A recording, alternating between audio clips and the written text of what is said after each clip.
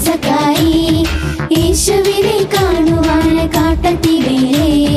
കാത്തു കാത്തു കാത്തിരുന്നൊരു കുള്ളൻ സക്കായി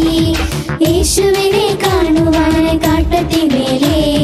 മറഞ്ഞിരുന്നൊരു സക്കായി തൻ പേർ വിളിച്ചു കർത്താവ് പരപരപരാവേശത്താൽ അവനിറങ്ങി താഴേക്ക് പരപരപരാവേശത്താൽ അവനിറങ്ങി താഴേക്ക്